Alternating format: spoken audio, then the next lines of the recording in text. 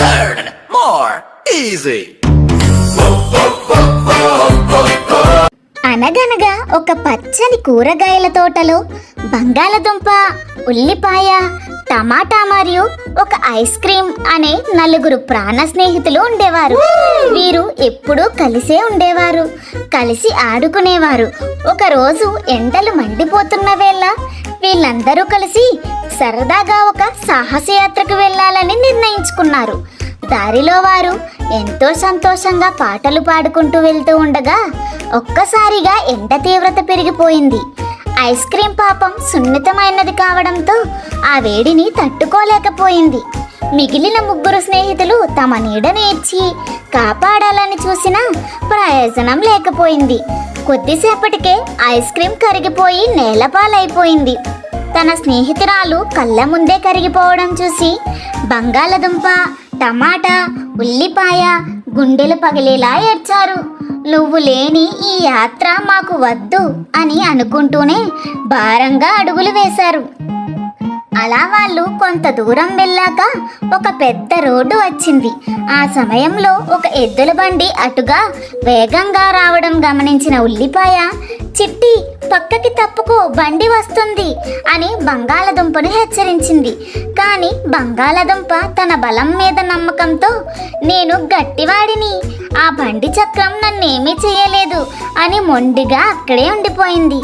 దురదృష్టవశాత్తు ఆ బరువైన బండి చక్రం బంగాళదుంప మీదుగా వెళ్ళడంతో అది చితికిపోయి ప్రాణాలు విడిచింది. తన రెండో స్నేహితుడు కూడా పోవడంతో టమాటా, ఉల్లిపాయల దుఃఖానికి అంతు లేకుండా పోయింది. వారిద్దరూ ఒంటరిగా వెళ్తుండగా ఒక పార్కు దగ్గరకు చేరుకున్నారు. అక్కడ పిల్లలు ఆడుకుంటున్నారు.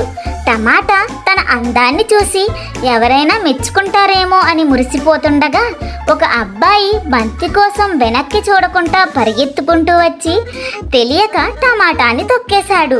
దీంతో టమాటా కూడా జ్యూస్లా మారిపోయి అక్కడికక్కడే చనిపోయింది. ఇప్పుడు ఉల్లిపాయ ఒక్కటే మిగిలింది. దానికి ఏమీ తోచలేదు. అడవిలో ఒక చెట్టు కింద కూర్చుని రాత్రంతా వెక్కి వెక్కి ఏడుస్తూనే ఉంది. నాకు ఎవరూ లేరు, నేను కూడా చనిపోతే నా కోసం కన్నీరు కార్చేవారు కూడా లేరు అని తనలో తాను కుమిలిపోయింది. ఉల్లిపాయ నిష్కల్మషమైన స్నేహానికి, దాని ఆవేదనకు కరిగిపోయిన దేవుడు ప్రత్యక్షమై, ఉల్లిపాయ, నీ స్నేహితుల పట్ల నీకున్న ప్రేమ అజరామరం, నీవు ఒంటరి దానివి కావు. ఇకపై నిన్ను ఎవరైనా హింసించాలని చూసినా, కత్తితో కోసినా వారు ఎంతటి వారైనా సరే నీకంటే ఎక్కువగా వారే ఏడుస్తారు.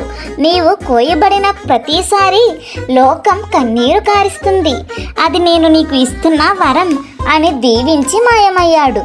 ఆ క్షణం నుండి ఉల్లిపాయకు ఒక కొత్త శక్తి వచ్చింది.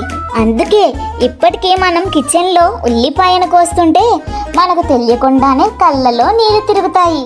అది కేవలం ఉల్లిపాయ ఘాటు కాదు, తన స్నేహితులు కోల్పోయిన ఉల్లిపాయ బాధకు లోకం ఇస్తున్న గౌరవం.